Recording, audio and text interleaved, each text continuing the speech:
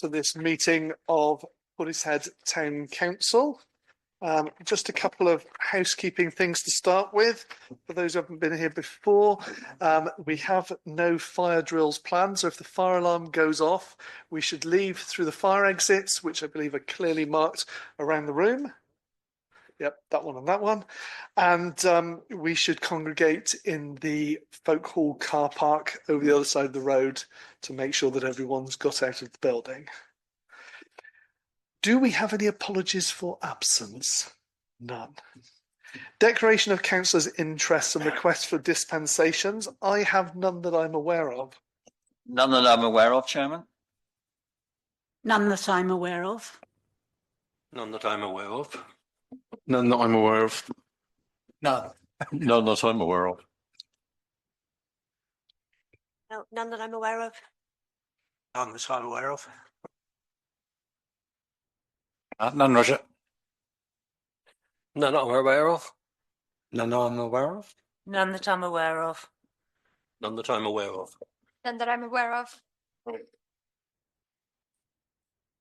Okay, thank you very much. Chairman's update report. I will keep this brief. I think hopefully everybody has seen the good news that that funding has been found for the Portishead to Bristol railway line. So I think we should just take a moment to celebrate the fact that it's only taken 20 plus years to get this far, and this is the furthest the project has ever got.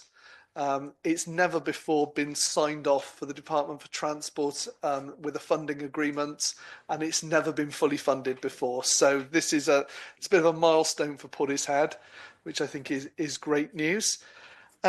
We are here today primarily to discuss the budget for Portishead Town Council. Because of certain things that have gone on in the background, this meeting is being held relatively late as a special meeting because it didn't fit into the normal calendar. You've probably seen in the news the things that are going on with North Somerset Council, so we've had to fit in with certain agendas on that, and this was the only date and time available for that. So we will later on be getting a presentation from John, who's the Chair of Staffing and Finance, and he'll be going through some of the technicalities of the budget. But I would remind everybody that this is a budget for this council, and it's not John's decision. So if you don't like what's in the budget, let's not blame John. Can blame us all, but let's not single people out and blame them. So without further ado, I'd like to move on to public participation and ask if anybody on the floor to start with would like to say anything. We have a lectern by the side with a microphone. They just say who you are, Bob. If anyone doesn't know me, they shouldn't be here. I'm Bob Bull, who used to be a councillor. I don't want to have anything to say about John other than it's a cracking job, because anybody who does that, it's really difficult.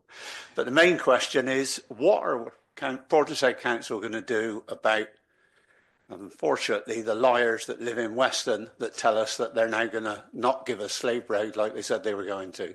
What the hell is that all about? Oh, seems like that one's probably for me, as I'm probably one of the so-called liars from Weston then. Thank you. If anyone doesn't know, I sit on Weston Council on the executive as well. Sorry, not Weston Council, North Somerset Council in Weston-super-Mare, yes. You know, the clerk or chief exec of Weston Council will take me to task over that comment, won't she? So yeah, no, I was as surprised as everybody else to see it back on the development list. I wasn't overly surprised because I sort of thought it might happen. But we still haven't, as a town council, had an offer from them to purchase it from them, which they did at full council in North Somerset. So at full council, they agreed that it would be sold or transferred in some way to Portishead Town Council. And as it stands, we've had no offer, and they say it's back on the development list, but I think that's the provisional development list because that hasn't been passed yet. I have asked Mike Bell, the leader, officially in an email to explain how we got to where we are now, and he said he would check and come back to me. I think that was 2 weeks ago now, so I haven't had an update on that. I guess it goes into the pot with everything else, and we talk about that later on, is probably what the real answer to it. But it's a very strange set of affairs where they announce the policy of North Somerset in a live online meeting rather than going through the council. So I think I'll probably draw a line there on that one. I guess it's public participation. Did you want to come back particularly on that one, Bob? Yeah, just to make it easier for the public, would you like to state the price cost that North Somerset wished the Portishead Town Council to pay for that piece of land? And could you also state how many years that North Somerset Council have continuously put it back on call for sites? So my understanding there, Bob, is that they had a valuation on the site. So they haven't asked us for any money because they haven't offered to sell it to us. But they put a valuation on the site, which I believe was in the region of 1.5 million. And I guess it's been on the development list since it came across, which was what, 12, maybe 15 years ago. It's been there, it's been disused for all that period of time. It's been left to grow wild, and no one's ever come forward to develop on it, yet they still want to put it on there.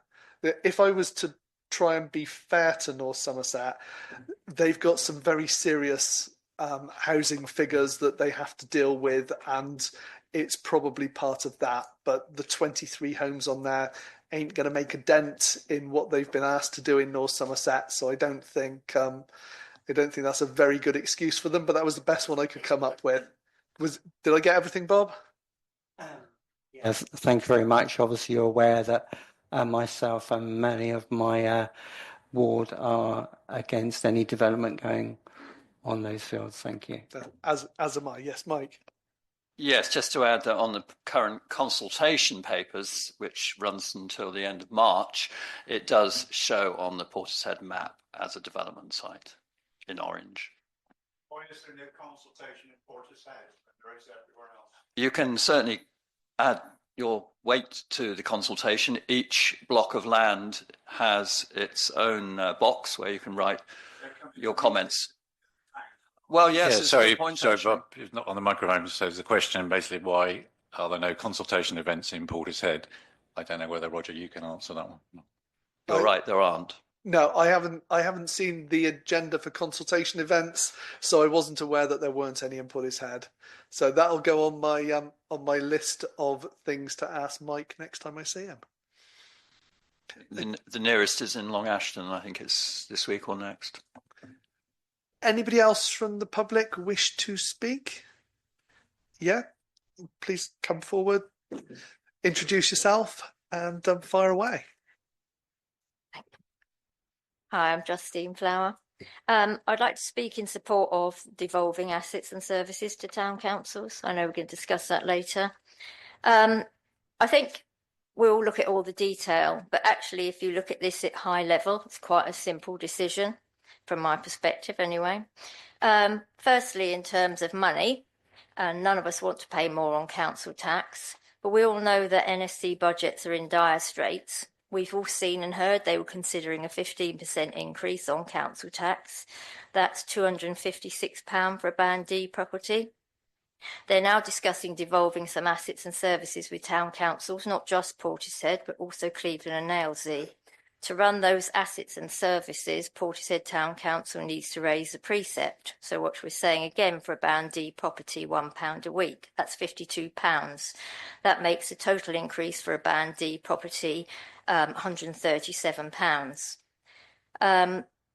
North Somerset have said on the back of these discussions now that they've confirmed that council tax can stay at 4.99%, the previous maximums, which is 85% for a for a Band D property. So there's an increase of 256 if we let NSC continue to manage our services and assets, or £137 if PTC, i.e. us, manage them. So £119 cheaper, which seems a no-brainer to me. If you overlay that with the reality that if we leave our services and assets with NSC, they'll continue to only invest in Weston and never Portishead, or will waste money like they did on the seafront fiasco in Clevedon, then I'm even more convinced it's a no-brainer to transfer these things to Portishead, where we can all have a say in how we invest in and manage our assets and services. I believe that many residents would be willing to work together as a community on things that are actually ours. Finally, and one close to many people's hearts, leaving NSC in control of these areas will mean that parking charges go ahead, which will also very likely mean that we lose the Lido Tennis Club, Cricket Club, Bowling Club and cafes, as their business models will no longer be viable. In addition, many residents will not be able to benefit from the health and well-being positives of our cherished green spaces. Transferring assets to PTC means, and we need confirmation of that if we have it, that parking charges will not go ahead. So it's clear to me what we need to do, but obviously there's the detail to be discussed, and a couple of questions, I think, from my part in terms of, obviously, £1 a week on 10,000 households is 520,000. How is that split? Is it on, we don't know, the costs of maintaining, for example, the lake grounds? Do we have to pay them a lump sum? What's the ongoing costs? I don't for 1 minute trust NSC. They won't tell us how much it costs currently to run things. So are they actually trying to diddle us? So I think we need to be very clear in terms of requesting transparency. They haven't built in the mitigation costs for parking yet. They came to talk with David and I a couple of weeks ago and actually had to agree. We were glad that they came and had a look because they realised that their parking income model would not work without mitigation up front. So they've got no costs for that included. So they just, I just beggars belief really how they can carry on. So that's my bit, I think. Thank you. Thank you very much. And I think you missed the bit there where you should have said to North Somerset, "I told you so," because you did, and we did. A fair number of us told them so, and yet now we get to this stage where they're only just realising what they were already told. Okay. Would anybody else like to come up and speak? Do we have anybody online who would like to speak? If you could just raise your online hand, if you'd like to.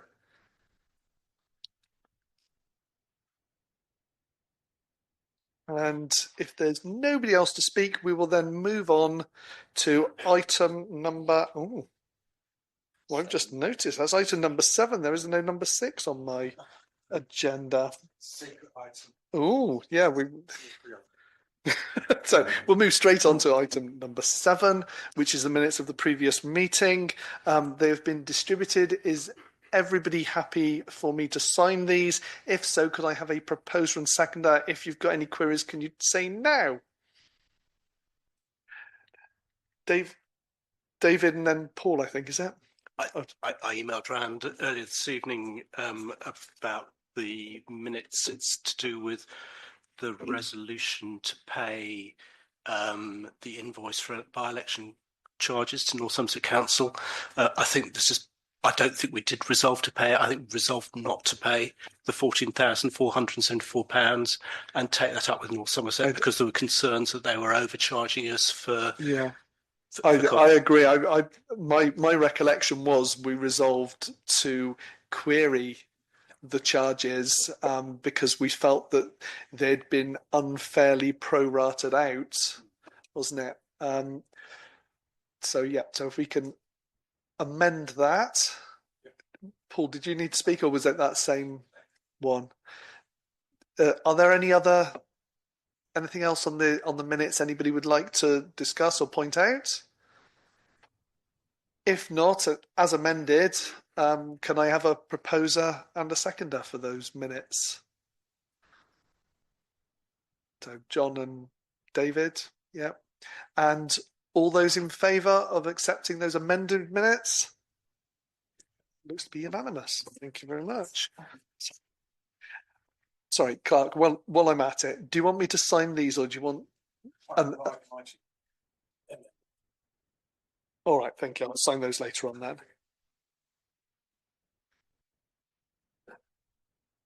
Okay, so straight on to item number 8, budget. So this is to consider and approve the budget for 2025/2026. The budget will be presented at the council meeting, so I believe that's you, John. The current recommendation is that the town council budget be approved.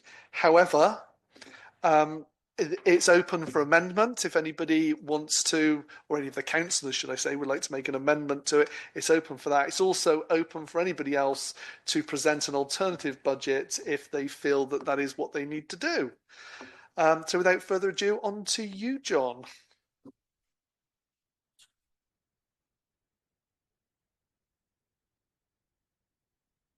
Good evening, everybody. For those who don't know me, my name's John Davey. I chair the Finance Committee. Before I start, because of the North Somerset situation, this budget is more complex than usual. And there's a lot of material to get through. So I would be grateful if you would refrain from asking questions until afterwards. You may well find that your questions are answered along the way. And I hope that we will be able to assuage the fears of the lady in the front row, that we are aware of some of the dangers that we face when dealing with North Somerset. The presentation will be in a similar format to last year's, if anyone was around. One or two of the slides will in fact be exactly the same, but I'll leave you to work out which ones they are. And all these slides will be included with the minutes of the meeting.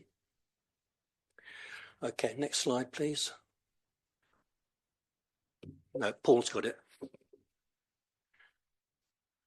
Does it not work at a distance? Back again. That's it. Gone too far. Thank you. All right. This is what I'm going to be talking about. Firstly, a brief review of the current financial year. Secondly, our future plans, and those come under a number of headings. Firstly, business as usual. Some new initiatives from this town council, an update on the hall's repairs, and North Somerset. We'll then go on to discuss the rules we have to follow with the budget, our financial policy, and the assumptions that gone into the budget. Then the effect on the precept, the detail of the budget, and some comparisons with other councils. By the end of all that, I will propose the motion. Next slide, please. Right. During this year, lots of things have happened. Grant funding for the Wellbeing Service has now run out. The service was extremely successful in terms of helping the public, so we are continuing it in conjunction with the signposting service. We spent a lot of money on repairs to play areas and play equipment. You may or may not know that these are all inspected every week.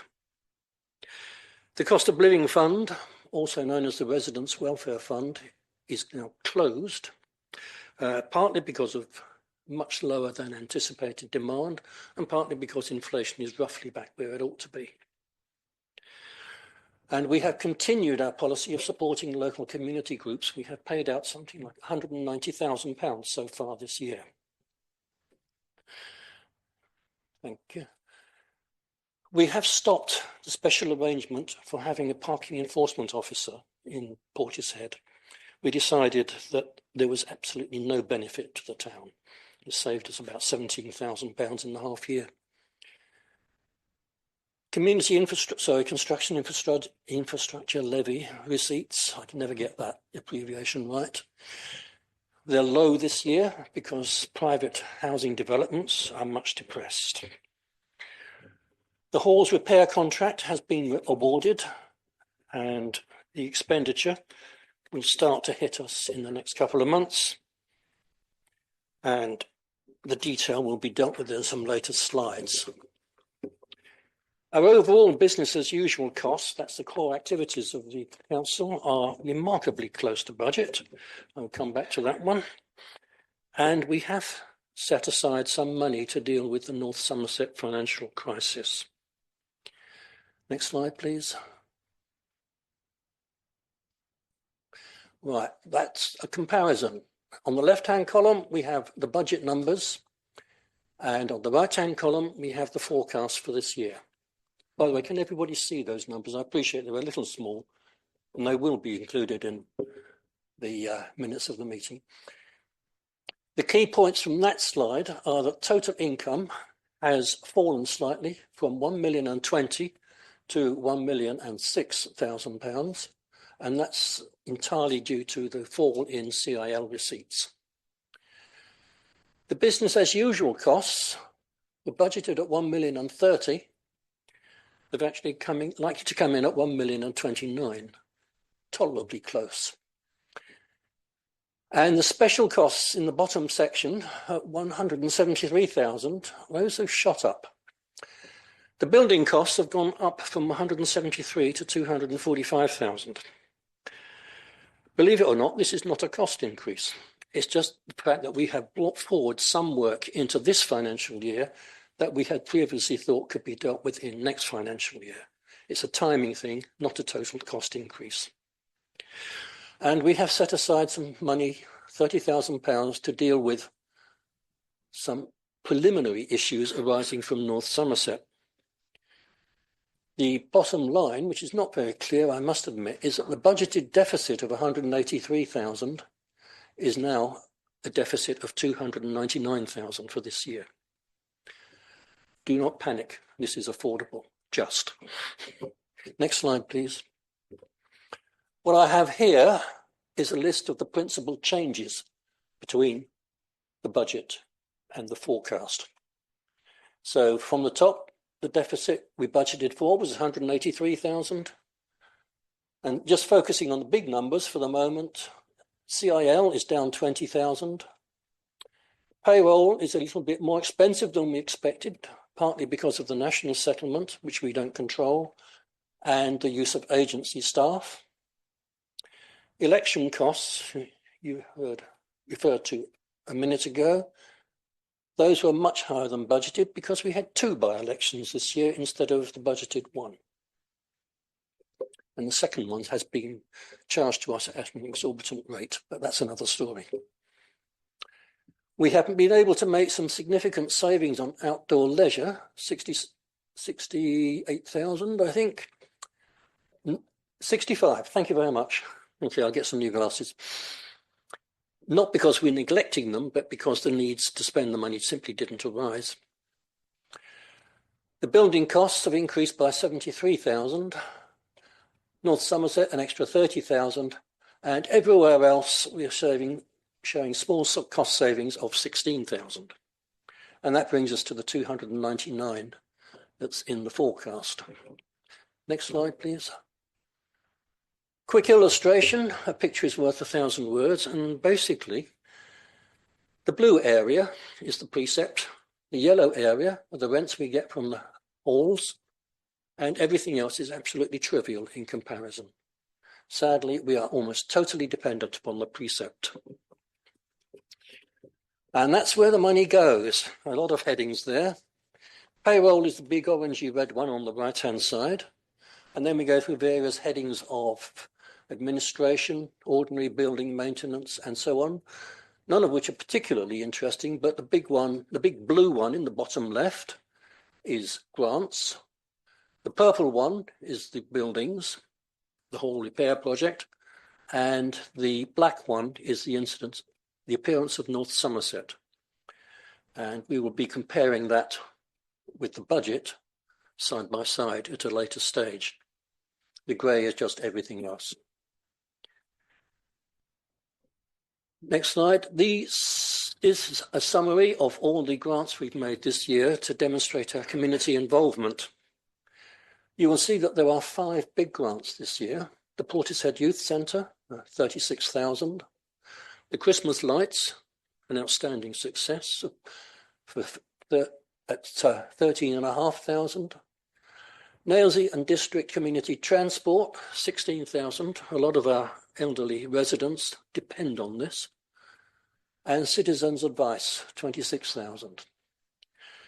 Then there are a number of small grants made to individual community groups, which I shall not go through in detail. The Cost of Living Fund is another series of small grants, some of which are still unallocated. And the large grant, which will not be repeated in the budget year, is £40,000, which we have given to Portishead Football Club, probably the largest single community group in the town, to help them with their Football Association grants applications for repairs to pitches and all the rest of it.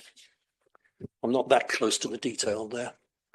Right, next slide, please.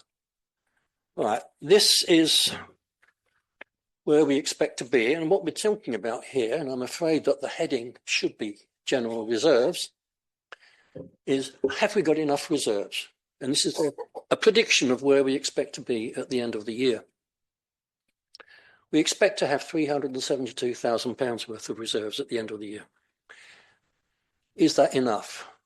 Well, there are 2 criteria for general reserve adequacy. One is that you should have enough to fund 3 months ordinary expenses. And the other is that you should not have so much that you can fund more than 6 months. So there's a window within which you have to work. We have 326,000 as our 3 months spending rate, which gives us a surplus reserve of 46,000. And clearly we are nowhere near what the maximum would be. The maximum limit would be of the order of 650,000, and we're just nowhere near it. That is to say, we have a rather low level of spare reserves going into the budget year, and that will have some consequences which we will see later. Right. Next slide, please. Right, some initiatives that we propose for the budget year. And this does not include anything significant that relates to North Somerset. Firstly, we are going to need another pair of hands. We expect to have a lot of work dealing with the assets we now have, and more importantly, with the assets we expect to take over from North Somerset. We plan a lot of safety improvements, highways and footways at the marina and elsewhere, and these will not be cheap. We estimate 90,000. We will, however, stake a claim to some Section 106 money. There is apparently about 150,000 available in something called the Portishead Economic Fund, which is in danger of being returned to property developers if we don't get our sticky paws on it pretty quickly. We hope to start using that and to claim £20,000 worth of it in the budget year and more later, and it will be matched by corresponding expenditure. And the hall maintenance programme, well, we all know the halls were allowed to deteriorate over a long period of time, and there are a number of low priority works that need to be done. We are setting aside £30,000 a year for the next 5 years to ensure that the whole fabric is not allowed to deteriorate once the current round of works are completed. And finally, the Small Community Grants Fund will be increased. Okay, right, the halls. The background. A couple of years ago, we had some surveys done on the halls. They were very uncomfortable reading. They ran to about 400 pages of reported faults with the halls, mostly affecting health and safety, fire alarms, fire precautions generally, asbestos, and lots of other things. If we hadn't put the faults right, then we would not be able to get insurance cover and we would be forced to close all the halls. Unfortunately, building works are complicated, And we don't have on council, with all due respect to people here and the council staff, we don't have anyone with the expertise to run this kind of project. And there are so many new regulations following the Grenfell disaster that it's not an area for amateurs to dabble with. So we engaged some project managers. We had a competitive tender process. We engaged a Bristol firm called Osmond Tricks. You may not be familiar with what project managers actually do. This is a very quick summary. They report to the council, not to the contractors. They define the detailed scope of work and the technical specifications. They sort out what specialist investigations we need for things like asbestos. They organised a competitive tender for the main rebuilding contract. We had 7 tenders and they evaluated them all in terms of value for money. And they made their final recommendation, an outfit called Jones Building Group, who are actually based in the Oval but do have a local office. The range of tenders was actually quite interesting. The most expensive were nearly twice the price of the cheapest. What they are doing now, Osmond Tricks, is they are now supervising the contractors. They are progress chasing, and they're dealing with all the problems as they arise, in addition to reporting to us on the way. They will ensure statutory compliance with everything relating to Grenfell regulations and any other building regulations, and they will ensure completion on time and to the required standard. Next slide, the timetable. Well, most of this has happened in 2024, from the tender process for project managers in the spring through to the tender period for the main contract in the autumn, recommendations to council just before Christmas. Jones Group were appointed in December, and the timetable for doing the work, well, the high priority work will be done in the first quarter of this calendar year, the medium priority work in the second quarter. And the low priority work will be spread over the next 5 years and will be managed in-house. Next slide, please. The cost. This is the bit that everybody loves. Well, project management, specialist investigations and so on, 85,000. Jones Building Group, another 320,000-ish. The total before VAT, 412,000. VAT, 82,000 on top. So the total including VAT is 500,000 in round numbers. The problem is that being a local authority and being registered the way we were, we couldn't get that VAT back. We had to do something about that. So we took advice. There is a feature which some of you may have heard of called an option to tax, and it means treating each hall as though it were a trading entity in its own right. As soon as you do that, you can get back all that VAT. The downside is that renting out the halls becomes a VATable activity. We have to charge VAT on the hall rentals. That amounts to a 20% price increase, and I appreciate that that may well cause some of the community groups who use the halls some hardship. So, although the town council will bear the VAT, it will actually increase its prices in a phased manner to spread the increases over the next couple of years to mitigate the hardship wherever possible. Right. And that's all I want to say about the halls. We are now looking at the issue of North Somerset Council. That is my favourite rhetorical question at the moment. What are we going to do about it, in effect? And at this stage, I will hand over to Paul, who has been closely involved in all the discussions with North Somerset. Yeah, if you do the honours, yeah. Thanks, John. So a threat to public services or an opportunity for the town? Well, it's both basically. So whether we like it or not, and whoever we'd like to blame North Somerset have run out of money, and they're trying to offload assets and services. It's pretty frustrating because, as Bob would know, we offered to do something similar to this 3 or 4 years ago, but they weren't interested. Now they need some money, they are interested. So anyway, we'll take the opportunity. All right. So if you saw the press release, we haven't had all the information that we would like to from North Somerset. They approached us back in October. The information we received has been inconsistent, incomplete, and late.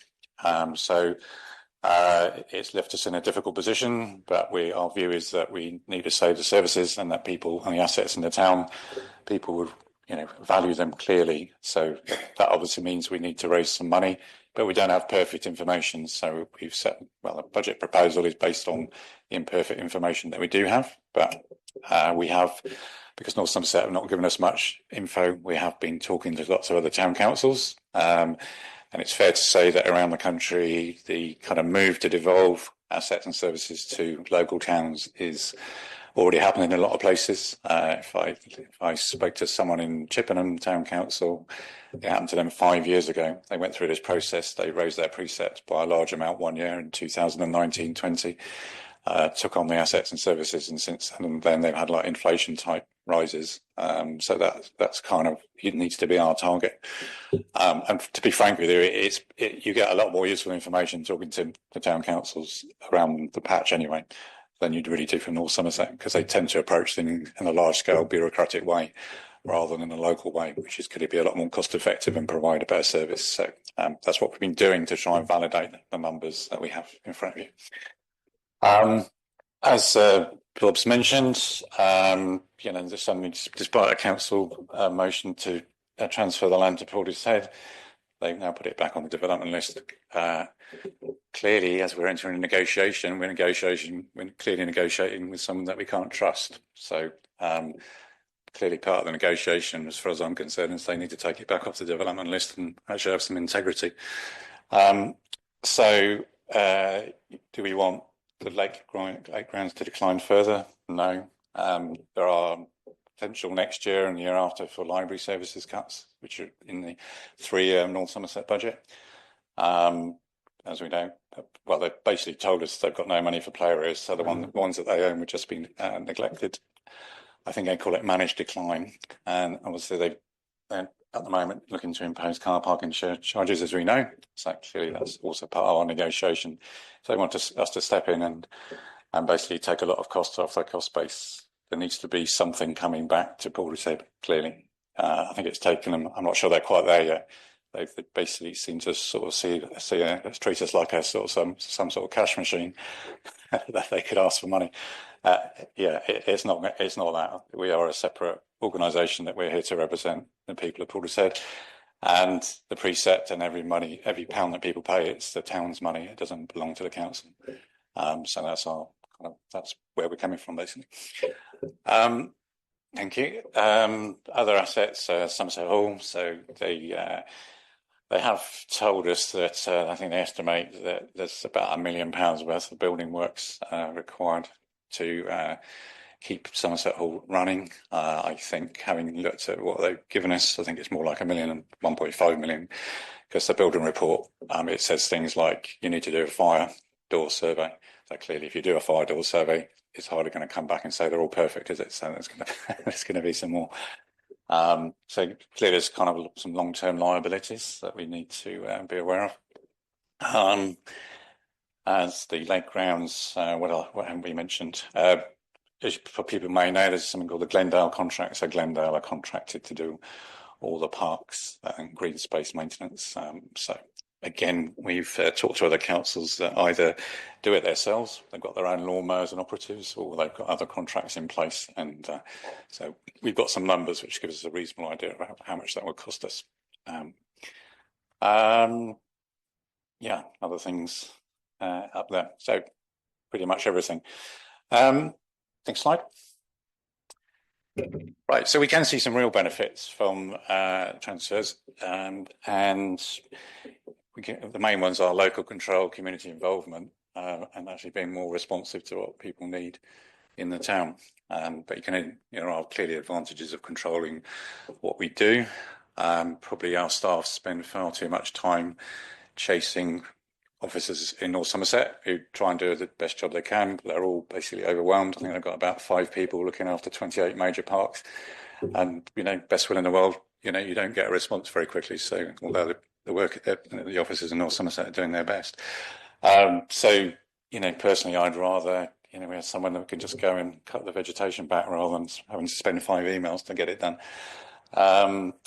So clearly we can have our services which are much better tailored to what we want. So we will be insisting on a fair settlement with North Somerset. I should also say that it's been interesting to find that pretty much all the assets that they want to sell back to us used to belong to Portishead Urban District Council in the first place. As I found out the other day, the Somerset Hall was originally leased by Portishead Urban District Council in 1971 when it was built, and then it was transferred to North Somerset for £0. So the prospect of that, and it's the same for the Lake Grounds. As we know, the Lake Grounds was bought by Portishead Urban District Council in 1950 for £33,000, I think it was at the time.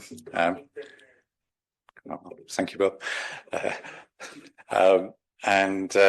So clearly people of Portishead have already paid for it once. So to monetize it in the way they are doing is pretty shocking, to be honest, from a public body's perspective. Just my view. We've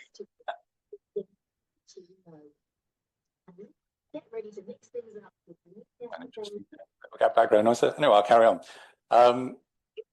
As I say, our view is that North Somerset is a custodian of those assets, like the Lake Grounds, and given they haven't got the funds to maintain them, if they want us to take them over, they need to hand them over at zero cost, so that we can run them in the future.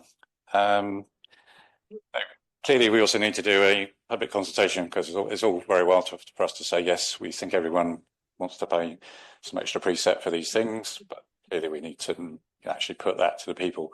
We envisage some options forward in the next few months.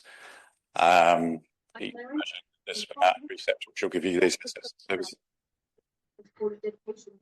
Sorry, if someone online is talking, could they, or got background noise, could they put themselves on mute? Thank you. Yes, so I was saying that in terms of the consultation, so what you see in other towns, they produce something called a devolution prospectus, which is effectively would tell people, what they will be getting for their money, and whether they're happy with that or whether they would like some different option. Okay. Clearly, so we do need the support of the community. It's also very powerful in our negotiation with North Somerset if we know exactly what people have asked for. I know they do like to ignore the public, but it will be powerful to get everyone on side. Okay, so lots of reasons for doing a consultation. So we have been working closely with Western Town Council, Nailsea and Clevedon,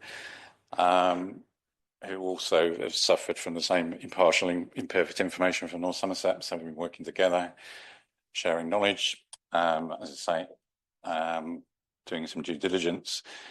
Last week, we did have a meeting with Mike Bell, who's the council leader, political leader, and Joe Walker, the chief executive, because we basically insisted on talking to the people at the top, because that's the only way the negotiation will work. So that's what we're doing. We've got a set of principles which I've been talking about as we go through, and as I said, we've been talking to other town councils who've either done this devolution or are about a year ahead. So lots of towns in Somerset and near us are about 12 months ahead, because Somerset County Council did this, 12 months ago, basically. So useful to see how people have approached it, and the negotiation and what works. So which again puts us in a good position, because we can say, well, our Somerset County Council have agreed to this. Why can't you guys in North Somerset agree to it? What's so different about you? Okay. So we're really putting together a basket of assets and services to say, look, this is what we could take on either now or in the future, and this will save you some money. And this is how we would kind of run them. Clearly that needs some work. As John has said, we need some money to do that, both to get external help again, this is a complicated picture. We're not experts in all of these assets and services. There's some costs that you need to incur. So for Somerset Hall, okay, there's been a building survey done 12 months ago, but we would need to do some our own survey and follow up some of them more detail. So there is money to do in terms of preparation, so that we can be clear about what we're taking on and the costs and liabilities that we're taking on, as well as any legal liabilities. We've already found that North Somerset are trying to transfer one piece of land they don't actually own. So some due diligence would be useful on that. And yeah, obviously we need some help to do that. And that's what the money for this section is about. If all goes well, we might take on some assets towards the back end of next financial year. We shall see. All right, but that would be the aim. Okay, so as I said, we're going to identify the options. We are putting together a basket of assets and services. I mean, one of my first ask will be, can you put the car parking charges on hold whilst we talk about everything else? We'll see how that goes, but I think it would be a statement of goodwill, given the amount of effort and that would go into us devolving services. As I said, we need to have an extensive public consultation on the devolution prospectus, and no doubt there'll be some negotiations to be had along the way. At the backstop of this, we're not just going to do this if it's a bad deal for the town and for the residents, so we can always walk away. There's no compulsion on us to do anything. There will be some implications. They may just decide to shut play areas, whatever they decide to do, but there is no compulsion. So we should remember that, and we can walk away if it's the right thing to do. If we have to do that next year or this year, I suspect that they might be back again the following year, because unless there's some magic coming from the central government, the cost challenges that North Somerset have regarding adult social care and lots of other things are just going to continue. So something will happen, I'm pretty sure. As I just give you an example, really, to talk about options, what could we do sort of locally if we think a bit more creatively. So the lake grounds, the current situation is North Somerset are looking to impose car parking charges, which pretty much nobody wants. It's going to damage the community groups, be a nightmare for residents, impact on volunteers. None of us believe the numbers that North Somerset have put forward in terms of profit, because not least because they won't actually reveal their calculations, which obviously makes you highly suspicious. And in fact, it's a triple whammy, because not only are they doing that, because they're still sitting there, not actually investing in the place, it's stopping us taking it over and actually investing in the lake grounds with the community. So it's not just kind of double taxation in my view. In this one, it's a triple taxation, especially as we've already paid for the place. We obviously know we've got derelict buildings. I think we've currently got a rodent infestation in the boathouse. The lake is so the sailing club are no longer using the lake because it's the depth of water and it's too polluted. And it's obviously had minimal investment over many years. This has been going on for the last 25, 30 years, really. All right, so that's where it is. So what could a better future look like? So this is just an example, okay? But we'd like to see, effectively, the lake grounds is an open air community asset with all the clubs, the various activities that go on there, and should be treated as such. So we would look for a partnership between us, the clubs, the residents, maybe Friends of the Lake Grounds type organisation. Maybe more income can be generated from more events. It needs a new cafe, which needs investment, free parking for all residents, a cleaned out and healthy lake, and return of the jewel in the crown, actually deserving a green flag status. So the lake grounds did have a green flag status until 2019, when it was voluntarily withdrawn because it was never going to pass basically the people come around and do a kind of survey and say, are you meeting the standards? So there's no way it was going to meet the standards, so it was withdrawn. Okay. So we've been looking around, for example, so this is a really good example. If you swing closely, I think it looks a bit like the lake grounds, but it's actually Swanley Park in Kent. So thank you, David, for doing the research. So it's an interesting example. It's 60 acres, which is similar to the size of the lake grounds plus Kilkenny Fields. It's got a boating lake. It's even got flamingos and swans on the boating lake. So it's that simple. Bouncy castles, and whatever else. It's got some other things. It's got a dog agility area as well. That's interesting. Effectively, the council maintain it, and the costs and the income basically almost cancel each other out. So it's a net £10,000, I think they pay per year. We think, well, that's a pretty good model to aim for. And yeah, believe it or not, the lake which has been there since 1970, is silting up. It's currently being cleaned out. Wouldn't that be a good thing to do?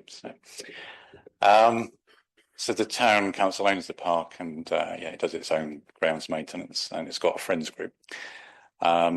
It's an interesting one. I'm not saying we're going to do this, but they've actually got a residents parking system. It's an online system, so all residents get parking for free. You just have to basically register your car.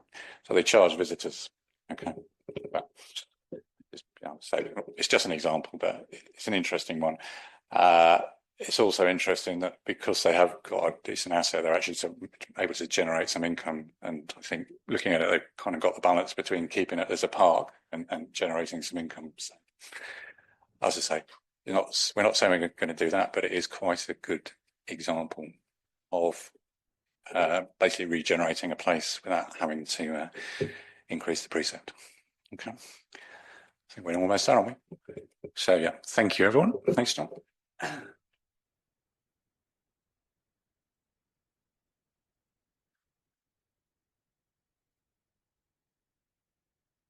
Having established how we're going to deal with North Somerset, what's the impact on the budget? Well, we have to respond. We feel that we cannot afford to let the town be neglected. The residents may disagree in due course when we present the bill, but that's another story. This year, we expect to spend around £30,000, and that's included in the forecast. And that is basically for our initial legal and consultancy costs. Next year, we are proposing to set aside £250,000, a rather large number, intended to pay for due diligence, like discovering the bits of land that North Somerset don't own but do want to sell to us, legal costs, consultation with residents, project and commercial management, preparing a devolution prospectus so everybody knows what we're trying to achieve, and perhaps it may even fund the first transferred services. We don't know yet. And we will learn from the experiences of other towns. Next slides. Before I go on to the overall budget numbers, I'll just go through the rules that we have to follow. We have to prepare a budget which delivers our statutory obligations, and you'll be surprised to learn how few of those there are. We have to deliver the best available mix of discretionary services, and that's what this meeting is all about, and the devolution plan. And if we want to be re-elected, it has to be politically acceptable, but that's an option. There are some statutory financial requirements. The budget needs to balance in the short to medium term, take 1 year and another, which I assume to mean over the life of each individual council administration. And we have to avoid putting out a Section 114 notice, which, in case anyone doesn't know, is an admission that the council cannot afford to pay its way. North Somerset have not done this. Other councils have, in particular Birmingham. We're in the news lately. We have to maintain reserves which are stable, sufficient, and not excessive between the 3 and 6 month spending limits. We can't use up reserves unless we've got a plan for what we do when they're gone. And finally, of course, we have to make sure that we have enough cash as well as reserves. And people sometimes forget that. Next slide, please. In addition to all the statutory restrictions, we have our own policies. We want to provide value for money. We want the precept to be as low as possible.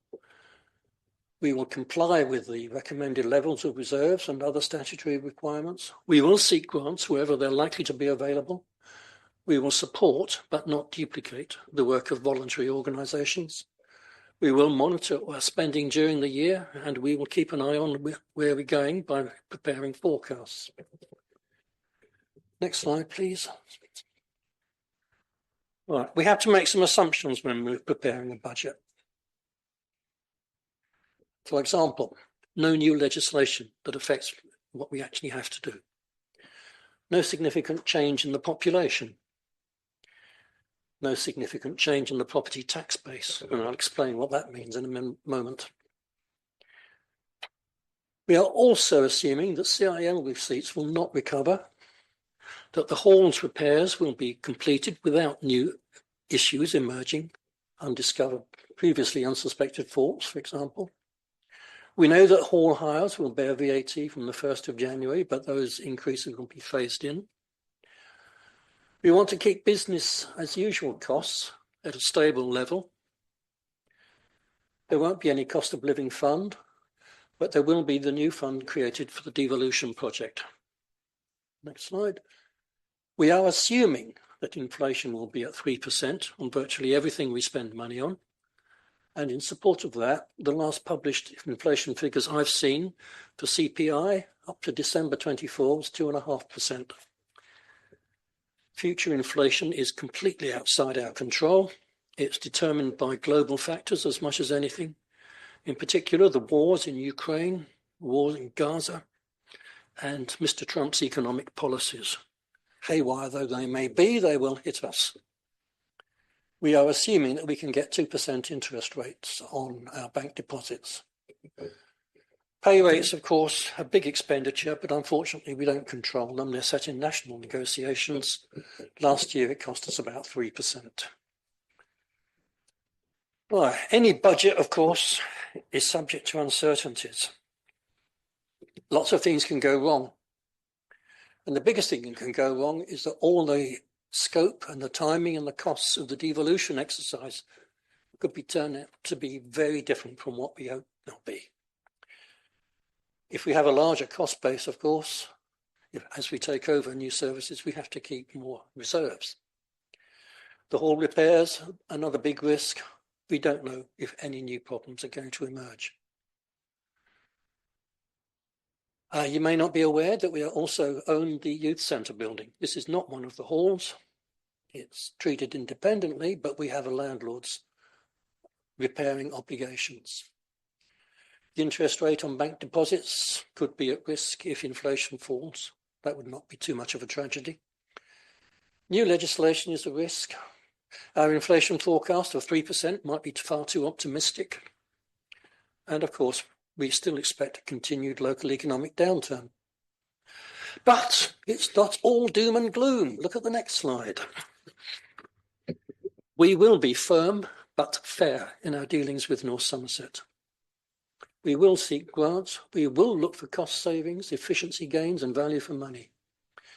We will keep our investment policy under control and under continuous review so that we can get maximum income without compromising security. We will use Section 106 and CIL money wherever it's possible. We will work closely with voluntary organisations. And you never know, there might be a review of local authority funding one day, but don't hold your breath on that one. Right, now this is where it gets serious. General reserves. A year ago, we were faced with significant deficits when we realised the scope of the hall's repair problem. Fortunately, at March 24, we expected to have lots of surplus reserves. We used those reserves to absorb the spend on the halls, and that helped us to avoid a very large increase in the precept. The problem is that now we're setting the budget for 25-26, we know that we've only got 46,000 of surplus reserves.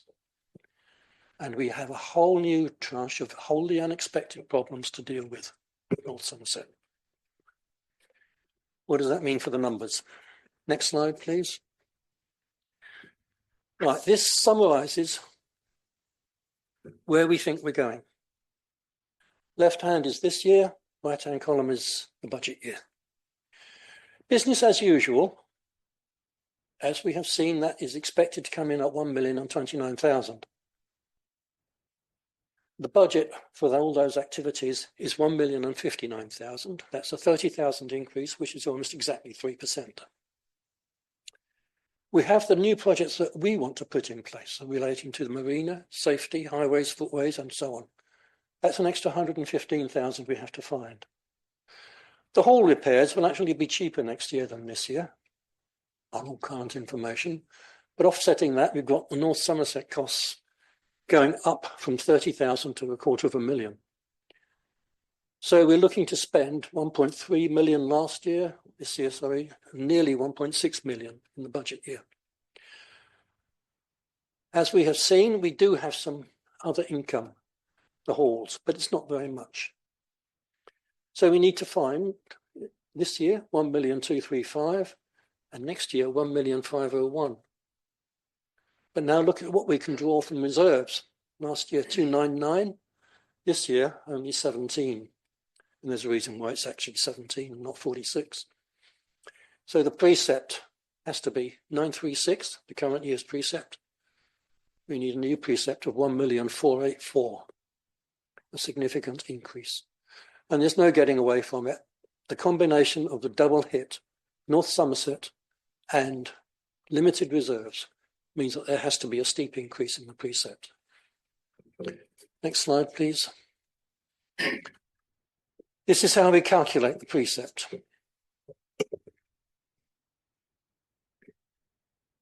We know that we need, well, this year 936, next year 1,484,000. The precept is collected from what is called the tax base, which is the Band D equivalent of all the taxable houses in the town. There are actually about 12,500 properties in the town, but because of exemptions and because properties below Band D have a lower weighting and properties above Band D have a higher weighting, the tax base is equivalent to about 10,400 houses. So looking at it this year, those 10,445 houses have to raise between them £1,484,000. That's £142.07 per property at Band D level. That's an increase of £52.14 per year. And if you allow for the fact that a year is 365 days, which is 52 weeks and 1 day, the increase works out at exactly £1 per Band D property per week. That is the level of increase that we are proposing today. That is the distribution of properties in this town. Looking at along the bottom, which are rather difficult to see, I'm afraid, the letters A, B, C, D, E, F, G, H are the property tax bands. So Band A has just over 500 properties, Band B 2,000, Band C 2,700-ish, Band D 3,000, and then we get into the more expensive properties. The interesting thing is that 44% of the properties in this town are below Band D. They pay less than £1 a week extra. And because we've got so many properties which actually get exemptions of one sort or another, or specific reduced rates from council tax, because they're empty, they're occupied by single persons, there are disabilities involved and lots of other reasons, we effectively lose about 1,800 properties from the calculation. That's why we have 10,400 as a tax base instead of 12,500. Next slide, please. Right, this is the budget itself. Left-hand column is the forecast for this year. Right-hand column is the proposed budget. Income rises from 1,006,000 to 1,573,000. Business as usual costs rise from 1,029,000 to 1,059,000. The new costs coming in rise from 275 to 531. The total cost base rises from 1,305 to 1,591.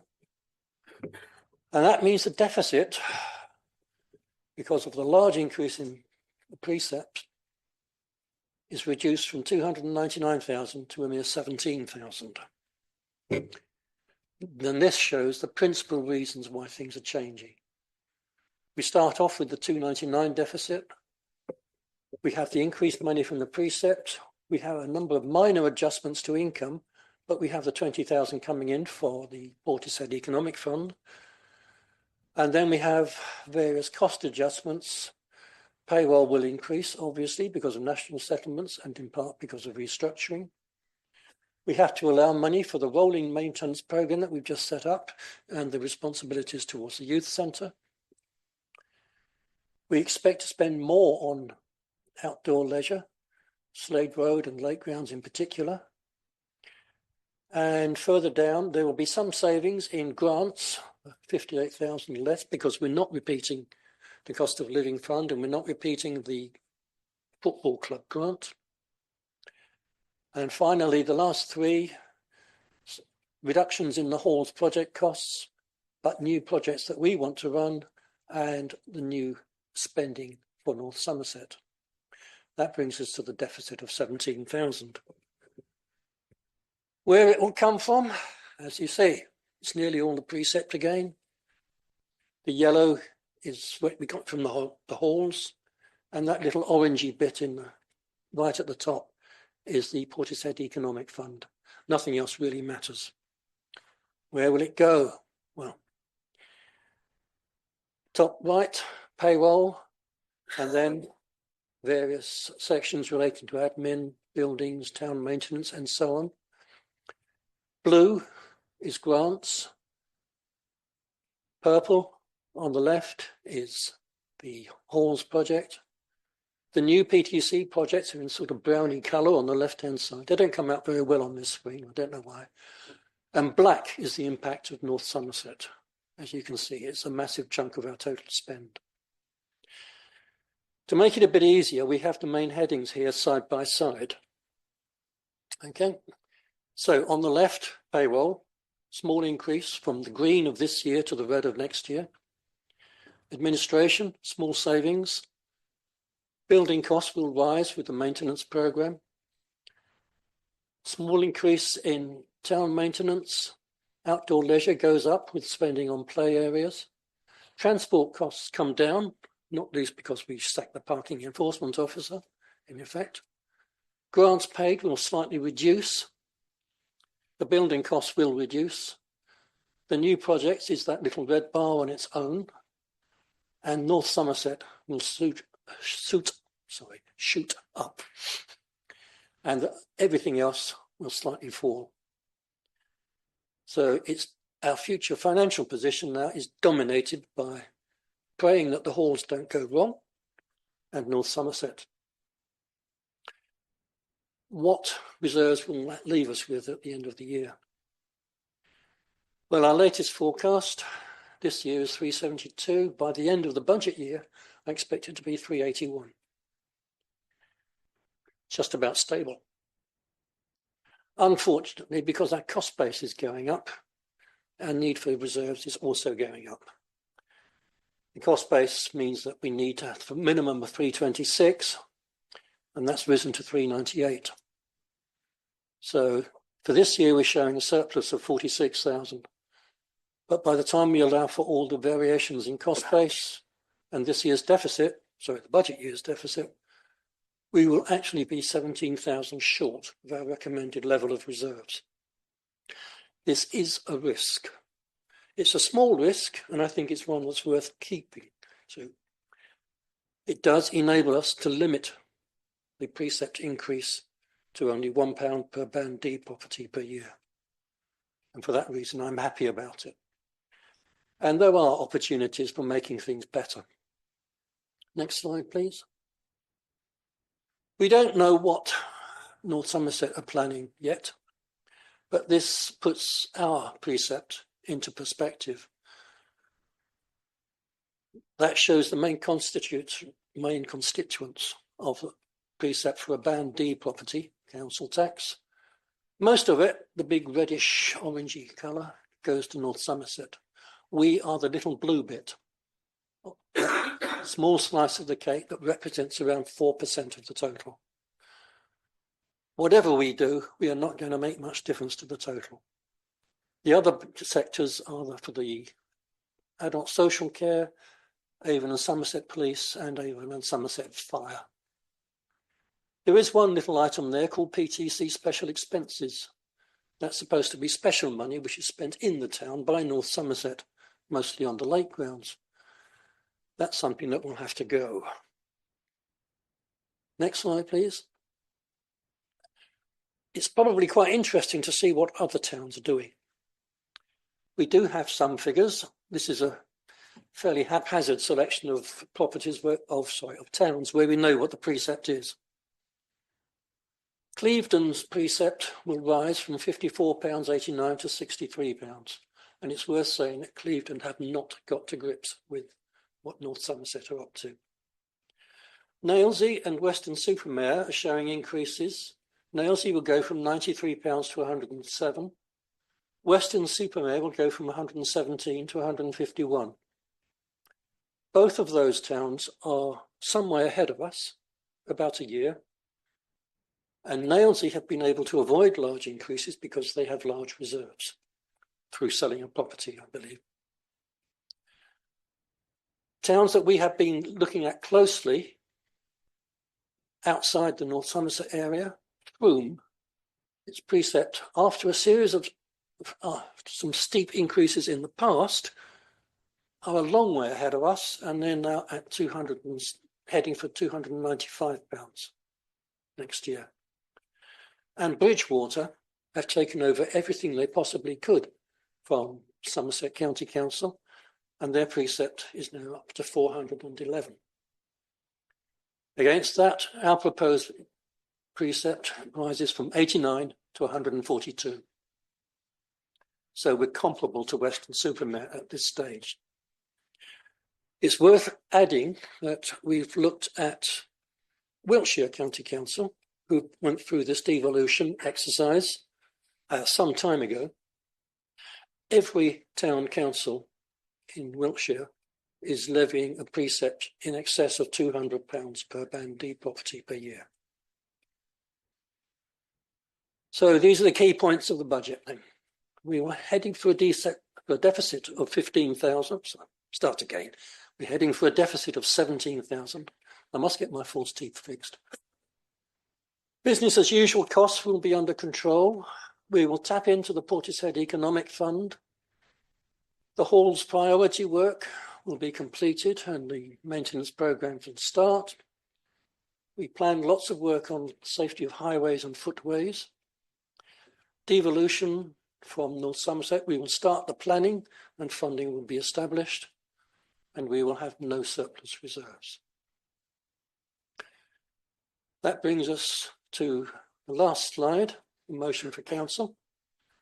I am proposing that the council tax precept charge attributable to Portishead Town Council be set at £142.07 per Band D property per annum, an increase of £1 per week or £52.14p per Band D property.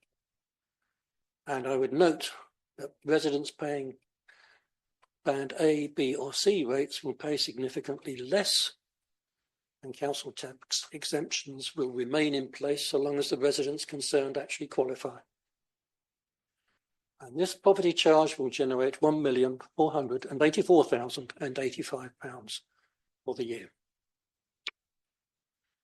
That's the end of the presentation. I will try to answer questions if I can. Thank you.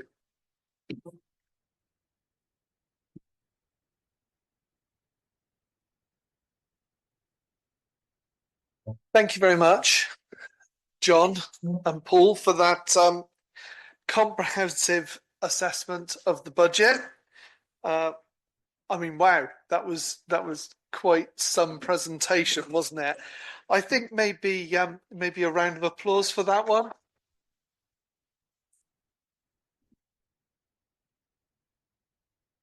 So, yeah, so there we have it laid out for you, the situation as we know at the moment, and I think you'll probably all realise from what's been said here today that there's just an awful lot of things that we don't know when it comes to what's going on with North Somerset and what will and won't be taken over. So I think everyone just needs to hold that to one side, because we're going to try as a council and work out what makes sense and then get a proposal back to you for that. So this is really about this budget at the moment.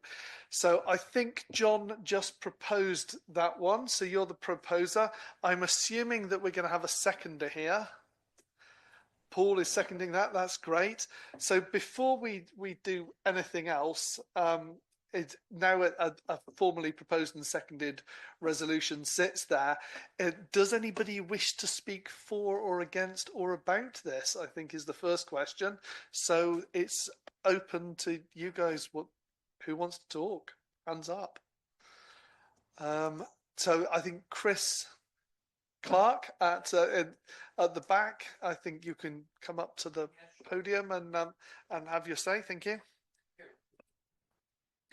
I want to speak about it really because that was, I mean, yes, it was an impressive speech, but a few things came out of that were eye-opener to me, and it made me wonder that this council in particular is losing sight of its biggest asset, and that is the people in the town. I heard you say about the halls, and there wasn't the expertise, with the greatest respect, within the council. I can guarantee the expertise was in the town, but did anybody know that the halls was a problem?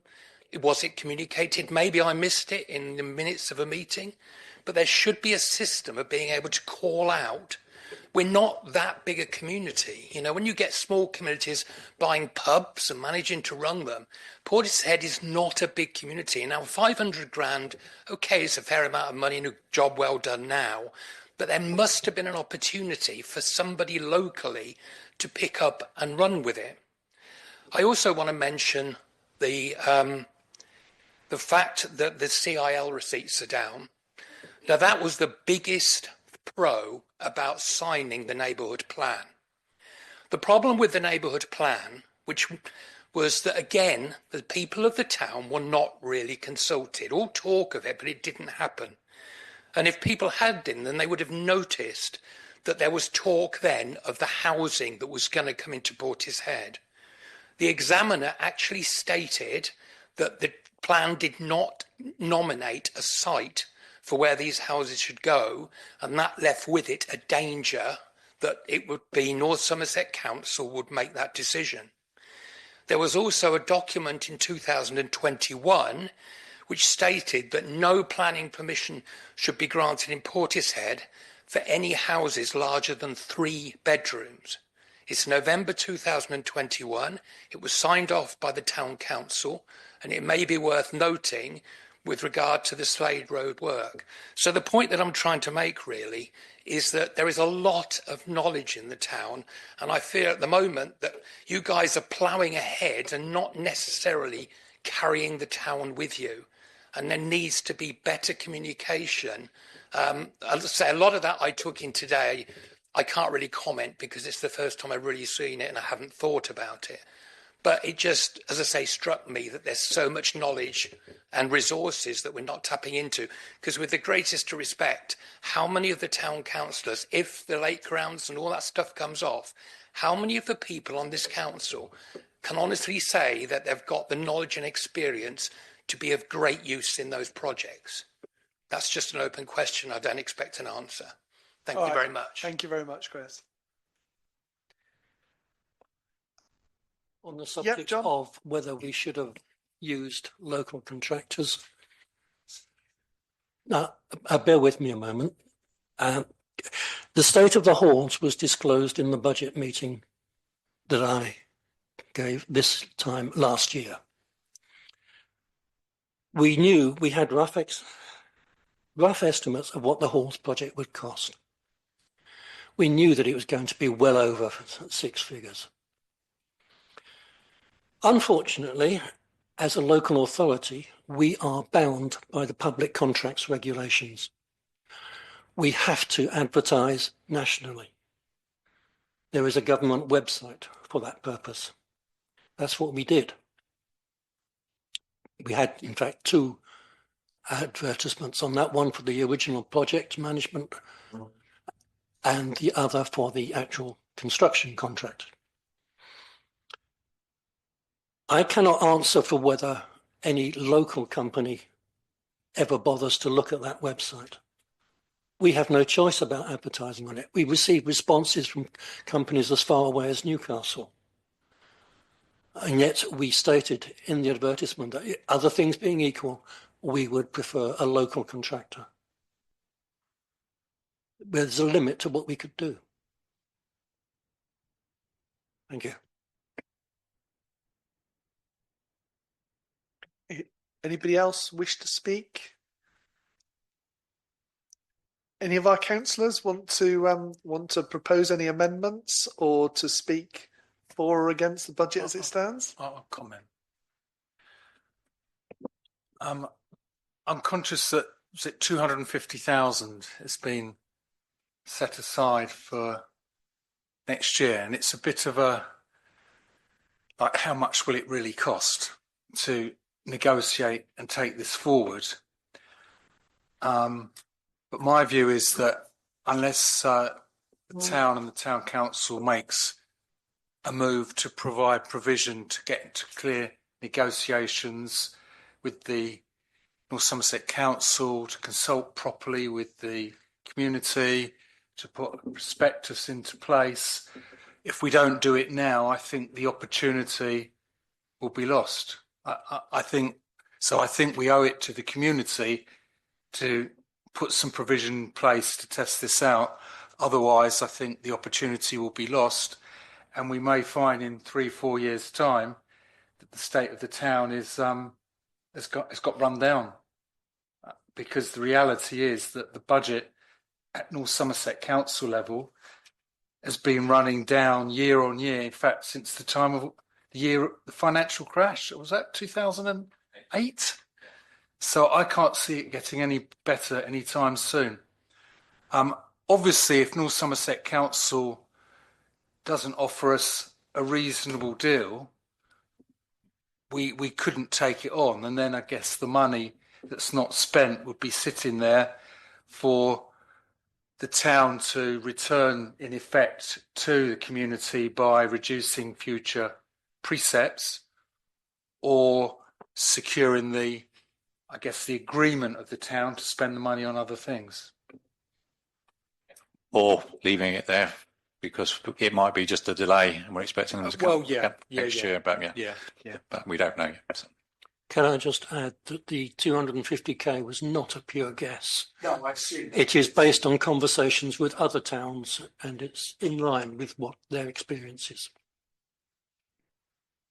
Yeah, I was just going to answer Chris's comment about community engagement. I think is incredibly valid, and I think everyone here knows that. And we've come here today, really, this is the very first time.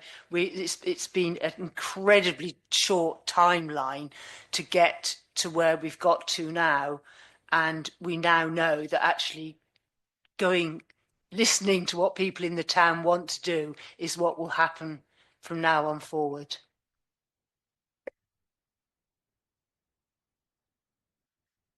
Okay, so before I take you, Bob, I'm just going to say if anyone online wishes to speak, can they put their hands up? And then I'll put it over to Bob and come back to anybody online if they want to talk. Bob?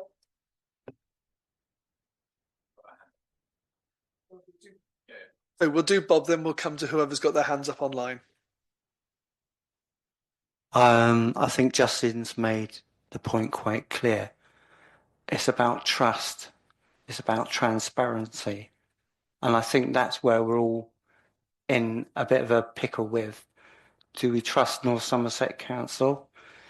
Do we have the transparency that we've requested? Does it finally get here? Or do we sit pondering what is the reality and what is not? And we're not in our own, we're not on our own. I think every town council is in the same position. And that's what worries me. And we have Sue Mason online. Sue, would you like to come in? Yes, thank you very much. I just want to say thank you to John Davey, because I thought that he spoke very well. It was all very clear. And I remember sitting in the hall last year to his budget then, and all of the slides and everything else, and how well he explained it then and also now. And I think he is right that to do what you are intending to do. And I think that is the only way at the moment, because North Somerset, like all large councils, just don't have the money. And it is up to the town and parish councils to step up and do what Portishead and other towns in North Somerset are planning to do. And yeah, we've all got to think about where we live and the actual future of the town. And I totally agree with what is planned. Thank you. Thank you very much, Sue. Anybody else? Yeah, Bob, come to the mic, please.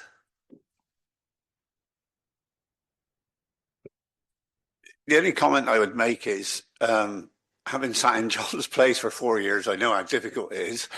I think the other thing is, people talk about consulting with the town. With respect to the 1, 2, 3, 4, 5, 6 people, 7 if I count myself here, out of 27,000, it's a two-edged sword. They can't sit in their houses, moan and groan, put stupid things on Facebook and various other areas, and complain at the council. This council, same as any council really, works as hard as it can to do what it believes is right for the town. And I think it's up to the town to either say yes or no. But the only place to do that is here. And apart from one particular person, we know most people usually say yes. So that's the only comment I would make, that really I think the town, the absence of people probably means that they're happy. Thank you very much, Mike. Yes, as a footnote, really, having grown up under the Portishead Urban District Council, I envisage a rosy future ahead. So I'm hoping, along with everyone else, that things improve very much. Okay, so if nobody else wishes to speak, I think we're pretty much there on this one. We've heard views from around the room. There's a question on trust and due diligence, but I think on the whole, people feel that we're taking a reasonable approach with that. So I think we can go straight to a vote now. We've had it proposed and second. So all those in favour of the budget as proposed, please raise your hands. That is unanimous. Thank you very much.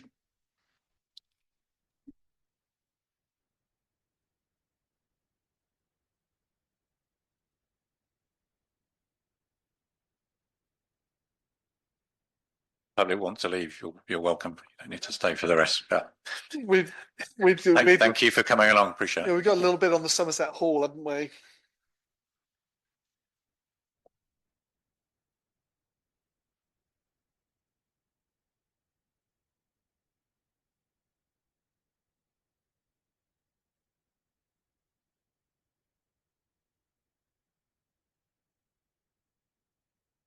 So, number 10 on the agenda, Somerset Hall.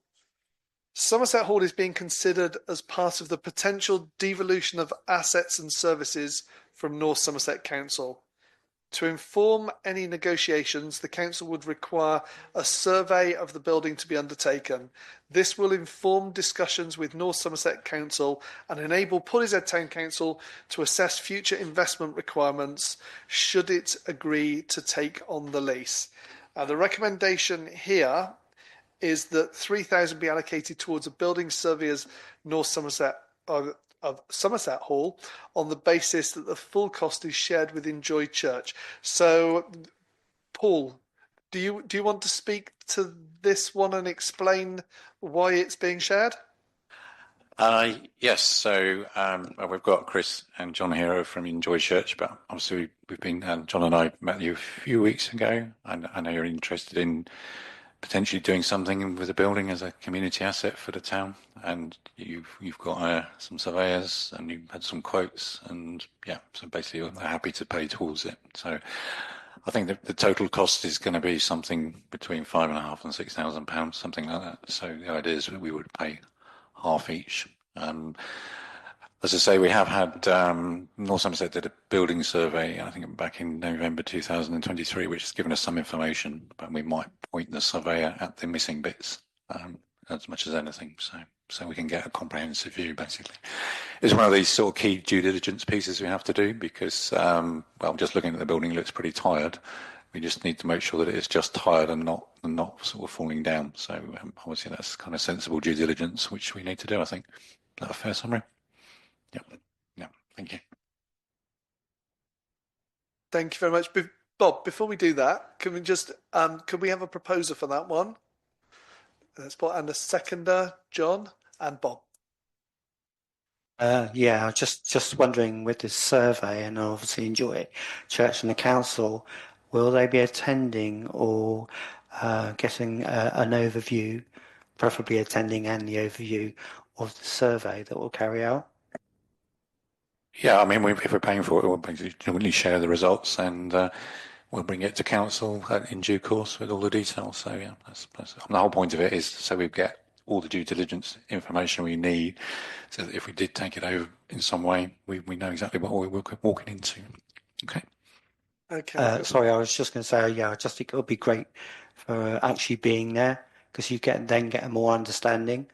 Because that's the whole point. So you mean attending the actual survey? Sorry, yeah, I think that would be a really good idea, to be honest, because it's easier for us to actually understand because we are treading into areas that we don't know about.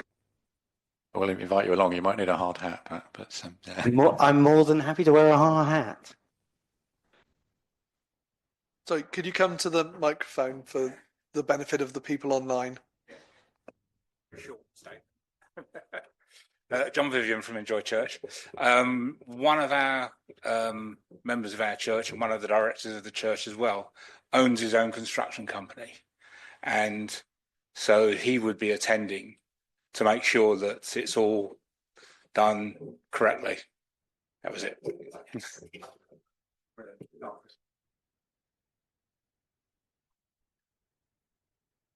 Hi, it's Chris James, a director at Enjoy Church, and I just want to say that I think our scepticism in North Somerset Council is very much like possibly the voice that we've heard around the table tonight. I think if we are going to even consider this as a community asset, the survey that's already been done by North Somerset Council for me is not worth the paper that it's written on, and there's absolutely no chance at all that we would even consider spending charitable money. We've got an obligation to make sure that for ourselves and to ensure that every penny that's being given by people who live in Portishead to Enjoy Church as a charity and any investment that's made in the future is done in an appropriate way. So there's not really an option for us personally if we're even going to consider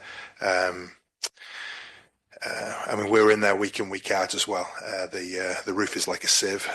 The asset itself, we're concerned about the brickwork on the front and the hazard that it could be to the community. We just can't take that risk. I don't want my face on the front of a paper at any point. So we need to do due diligence with that. So hopefully that's the reason why we're definitely pushing for the survey, I guess, as well as what you would as well. So. I think we can confirm we do not want to be on the front of that paper either if something falls off. So I've got Mike and then David to speak. Thank you. Yes, I'm assuming in the paperwork here where it states the council, we're talking of North Somerset here, rather than this council. They're the ones that are demanding this survey to be done. We are going to do the survey. Along with Enjoy Church, basically, we're going to pay. Are they forcing you to? They're not forcing us to do it. We are deciding to pay for it because it's our survey, and we want it to be our survey. Yeah. And is there a contribution from the tenants underneath? I mean, I'm assuming that the longevity of the actual building depends on the occupants of the building underneath as well. Yeah, there are obviously the shops there, but no, we've not asked them at this stage. But anyway, it's obviously they are subtenants as well. But yeah, contributing. Ask them, but I guess we could, but it's just going to make the whole thing more complicated, isn't it? So. David? Just a quick question, Paul. How far are we North Somerset into the lease for the building currently? Before we spend money on assessing it, is there any risk that they might decide to do something? The lease was for 125 years from 1971. So I'm optimistic I won't see the end of it.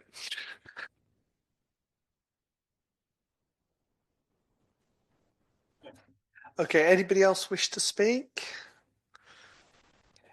Anybody online? Put your hand up. Last chance. Okay, so being proposed and seconded, we can take a vote on that. All those in favour, please raise your hands. Are we unanimous again? Excellent. Item number 11 is communications, to agree a communications plan for the items from this meeting. Well, I think I can propose the first thing is the budget.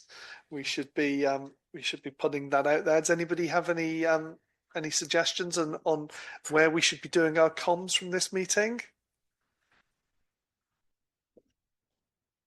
Well, we might as well say we're undertaking a survey on Somerset Hall. So, yeah. We in partnership with Enjoy Church. So, yeah, absolutely. Yeah.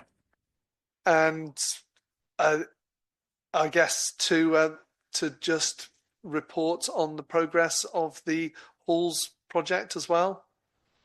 We should do that. And is that it? Is there anything else anybody can think of, or should we just take those three away? Yeah, there's a lot to be said there. That'll go into the communications officer, who will then do communications around that coming forward. So that's fine. The date of the next ordinary town council meeting is Wednesday, the 12th of March, 2025 at 7:30 p.m. Okay, we have a confidential item coming. So the next item is to exclude members of the public and press. Do I need to read that out, or no? That's fine. So yeah, anybody who's not a councillor or a member of staff needs to leave the room at this stage. Oh, and everybody online.